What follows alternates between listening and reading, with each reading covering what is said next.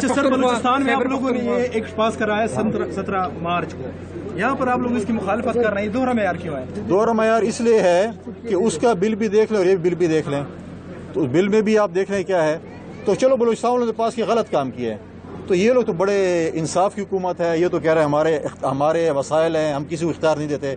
मैं देखता हूँ ना कैसे नहीं देते। अब मैं देखता हूँ कि चंद दिनों में या नौकरी जाएगी या बिल पास करेगा सीएम साहब। फैसल भाई, आपका मतलब है कि वज़ीर आला कंप्रोमाइज है? एक बात आपको बहुत देर से पता चलो कंप्रोमाइज है। आप कह रहे हो ना, अच्छा, नहीं कह रहे।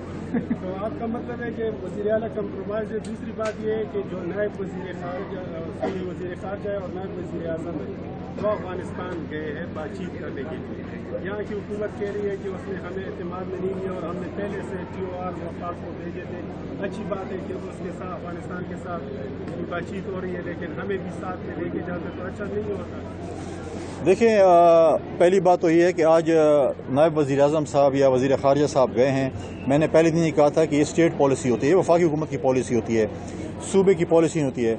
हमारे वज़ीर साहब कहते हैं कि हम TOR देते हैं और अफगानिस्तान जाते हैं, तो आप सूबे के तरक्की के लिए चाइना क्यों नहीं जाते, तुर्की क्यों नहीं जाते, बाकी चीफ मिनिस्टर्स की तरह, ताकि हमारे सूबे में तरक्की हो। जहाँ तक आपकी TOR है, शायद उनको पहुँचे हों, मुझे नहीं पता उन TORs का, ना हमारे साथ शेयर हुए हैं ना आपके साथ शेयर हुए हैं कि क्या TORs हैं। तो अगर पहुँचे होंगे शायद वो पॉइंट वज़ीर ख़ारजा साहब वहाँ पर उनको टेकअप करें। हम चाहते हैं कि हमारे पड़ोसियों के साथ अच्छे ताल्लुकात हों, अफ़गानिस्तान की सरज़मीन हमारे ख़िलाफ़ इस्तेमाल ना हो, अफ़गानिस्तान की सरज़मीन CPEC और चाइना के ख़िलाफ़ इस्तेमाल ना हो।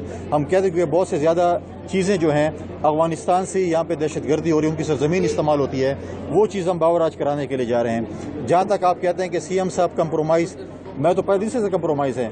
जो शख्स इस्लामाबाद जाता है, पूरा पाकिस्तान कंटेनर ज़्यादा होता है, मोबाइल फ़ोन बंद होते हैं, आप अपने चैनल के दफ्तर नहीं जा सकते, स्कूल कॉलेज यूनिवर्सिटी नहीं जा सकते, दफातर नहीं जा सकते, लेकिन CM साहब जो है दामनक्यों के रास्ते वापस आ सकते हैं। तो दाल में जो है कुछ काला काला तो है, लिहाजा जो हम कहते हैं, जो हम उनको टास्क देते हैं वो उनको पूरा करना पड़ता है। और अच्छी परफॉर्मेंस है उनकी इस्लामाबाद वालों के बकौल कि अच्छा परफॉर्म कर रहे हैं, जो हम कहते हैं वही करते हैं। सर, सदर पाकिस्तान हो या वज़ीर आज़म, दोनों ने खैबर पख्तूनख्वा को यकसर नज़रअंदाज किया है। यहाँ के लोगों के मुश्किलात न सूबाई हुकूमत हल कर रही है न वफाकी हुकूमत हल कर रही। आप भी नुमाइंदा है, आपने भी चुप साथ की है, तो कब तक इस तरह चलेगा? मैंने कोई चुप साथ नहीं दी है। अगर आप थोड़ा सा अपने जो है, जो आपके साथ मेरे टॉक्स हुए हैं, उसको आज जाकर रिवाइंड करके देख लें।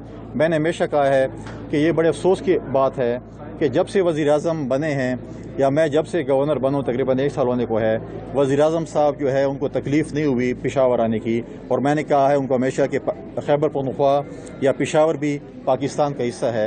आप बलूचिस्तान जाते हैं, आप हर वीकेंड पे लाहौर जाते हैं, बिल्कुल जाएँ, हमें कोई एतराज़ नहीं। आप कराची जाते हैं तो ये सुबह या तो आप बता दें कि आपने PTI को ठेके पे दे दिया है, साथ मिले हुए हैं, क्योंकि अभी भी सिंध में इलेक्शन में आपस में मिले हुए थे, तो क्या पता बैक डोर मिले हों, क्योंकि इस्लामाबाद की बातें हमारे CM साहब जो मानते हैं तो बाहर की बातें और होती हैं।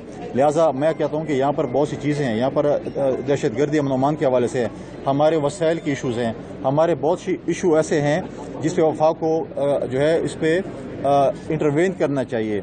लेकिन आज तक जो है वज़ीर आज़म साहब को जो है खुदा न खास्ता क्या वो किसी हादसे के इंतज़ार कर रहे हैं, फिर वो आएंगे और फिर यहाँ पर फोटो सेशन करके जाएंगे। मैं वज़ीर आज़म साहब को आज दोबारा दावा देता हूँ कि खैबर पख्तूनख्वा के भी आप वज़ीर आज़म हैं, आप आएँ। यहाँ के मुश्किलात हैं, यहाँ के अमन अमान के हवाले से हैं, इस्लामाबाद के ठंडे कमरों में मसाइल हल नहीं होते। यहाँ आएँ, लोगों की बातें सुनें, यहाँ के ताजिर बरादरी से मिलें, यहाँ के मीडिया के लोगों से मिलें, यहाँ की सिविल सोसाइटी से मिलें। और अमन अमान के हवाले से जो है मैं समझता हूँ कि दोनों हुकूमतों की जिम्मेवारी बनती है, उनको अपना रोल प्ले करना पड़ेगा। अच्छा गवर्नर साहब, पिछली जो वज़ीर आज़म ने ऐलान किया बलूचिस्तान में, और काफ़ी लोगों ने उसको खैरमकदम भी किया है, लेकिन क्या आप समझते हैं कि पूरे मुल्क के अवाम के टैक्सों का पैसा एक सूबे की तरक्की पे लगाना जायज़ है? यानी बलूचिस्तान जो पेट्रोलियम लेवी है वो वहाँ खर्च होगी, तो क्या खैबर पख्तूनख्वा जिनके साथ वादे किए गए हैं AIP प्रोग्राम में वो पूरे नहीं हो रहे, तो क्या ये जायज़ है? मैं खुशामदेद करता हूँ अगर वज़ीर आज़म साहब ने जो प्रोजेक्ट्स बलूचिस्तान के लिए दिए वो हमारे भाई हैं, लेकिन खैबर पख्तूनख्वा को अपना हिस्सा मिलना चाहिए। अभी भी हम कहते हैं कि इस वक्त जो PSDP बन रही है उसमें भी खैबर पख्तूनख्वा का हिस्सा होना चाहिए। मैं आज भी CM साहब को ये कहूँगा कि ये हठधर्मी छोड़ें कि आप किसी के साथ बातचीत नहीं करते। پچھلے سال بھی PSDP میں آپ نے ایک ٹکے کام نہیں کرایا. آپ یہاں کی پارلیمنٹ کو, آپ یہاں کی اسمبلی کے پارلیمنٹرز کو بٹھائیں, ایک آپ اپنے پروجیکٹس دیں تاکہ سب مل کر, حکومت اور اپوزیشن مل کر جائیں اسلام آباد میں اپنے پروجیکٹس کے لیے. وہاں پر ہم اپنے پروجیکٹس لے کر آئیں. ہمارے یہاں پہ بہت سے ایشوز ہیں, چاہے وہ ہمارے NFC کے ہیں. NFC پہ ہم بالکل اپنا کہتے ہیں کہ ہم اپنا مقدمہ لڑیں گے, لیکن NFC کی ریپرزنٹیشن کون کرے گا؟ ہمارا آج تک وزیر خزانے نہیں ہے, مشیر تو جا نہیں سکتے ہیں اس کی. پھر وہاں پر اگر ہم بات کریں کہ پروونشل فائنانس کمیشن کا تو آج تک میٹنگ ہی نہیں ہوئی.